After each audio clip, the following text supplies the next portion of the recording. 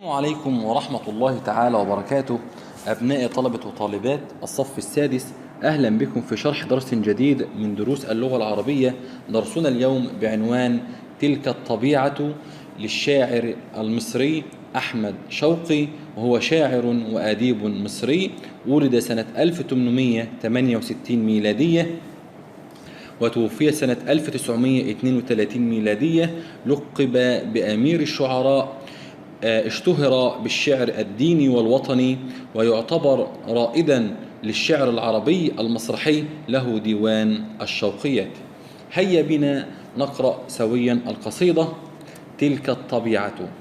تلك الطبيعة قف بنا يا ساري، حتى أريك بديع صنع الباري. الأرض حولك والسماء اهتزتا لروائع الآيات والآثار. دلت على ملك الملوك فلم تدع لأدلة الفقهاء والأحبار. من شك فيه فنظرة في صنعه تمحو أثيم الشك والإنكار. كم في الخمائل وهي بعض بناتها من ذات خلخال وذات سوار. وضحوك سنا تملأ الدنيا سنا وغريقة في دمعها المدرار. ووحيدة بالنجد تشكو وحشة وكثيرة الأطراب بالأغوار. ولقد تمر على الغدير تخاله والنبت مرآة زهت بإيطار. حلو التسلسل موجه وخريره كأنامل مرت على أوتار. البيت الأول: تلك الطبيعة.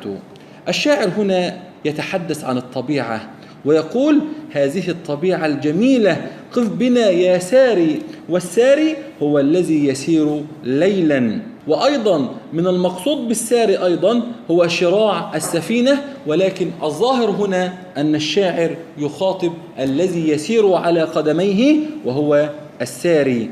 لماذا ينادي الشاعر على الساري؟ فيقول له: حتى أريك بديع صنع الباري. انتظر حتى ترى صنع الله سبحانه وتعالى، صنع الخالق في مخلوقاته من طبيعة، من أنهار وجبال وأشجار وكل شيء. نرى هنا أن الأسلوب قف بنا يا ساري، قف أسلوب أمر غرضه النصح والإرشاد، يا ساري أسلوب نداء غرضه التنبيه. نجد أيضا بين كلمة ساري وباري محسنا بديعيا وهو التصريع، يعطي جرسا موسيقيا، وكذلك بين ساري وباري بينهما جناس ناقص. البيت الثاني: الأرض حولك والسماء اهتزتا. الأرض تهتز والسماء كذلك. لماذا؟ لأنها من صنع ومن خلق الله سبحانه وتعالى، تهتز وتفتخر بجمالها لروائع الآيات. تهتز لروائع الآيات، والآيات كلمة جمع وتفرد على آية، والآثار كلمة جمع تفرد على أثر. والآثار هي العلامات أو ما ترك من أشياء. السماء والأرض تهتز لما وجد من جمال آيات وجمال آثار تركها الله سبحانه وتعالى لنا من روائع خلق الله سبحانه وتعالى. نجد في السماء النجوم، ونجد في السماء الشمس والقمر، وكذلك نجد في الأرض البحار والمحيطات والأنهار والأشجار والجبال. كل هذه الأشياء من روائع خلق الله سبحانه وتعالى.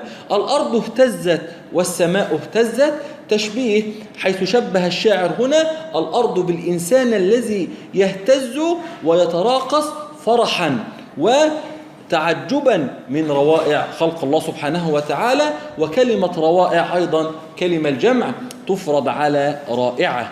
البيت الثالث: دلت على ملك الملوك. من التي دلت على ملك الملوك؟ الأدلة والآيات والآثار. والملك الملوك هو الله سبحانه وتعالى، فلم تدع أي لم تترك مجالا لأدلة الفقهاء والأحبار، أي أن هذه الآيات والآثار لم تترك للفقهاء والأحبار والأحبار هم فقهاء وعلماء اليهود. فهذه الأدلة والآيات والآثار لم تدع للفقهاء والأحبار أي شك في أن الله سبحانه وتعالى هو الخالق.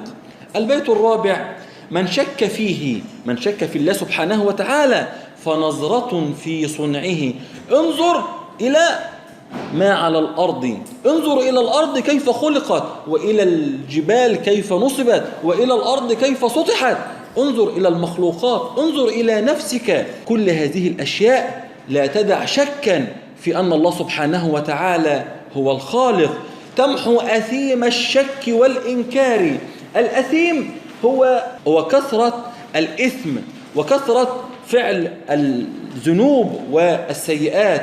الشك والإنكار: إذا شككت في أن الله سبحانه وتعالى موجود إذن فأنت تنكر، والشك والإنكار يؤديان إلى الكفر والعياذ بالله. فنجد هنا أن بين الشك والإنكار تقريبا بينهما ترادف يؤكد المعنى ويوضح.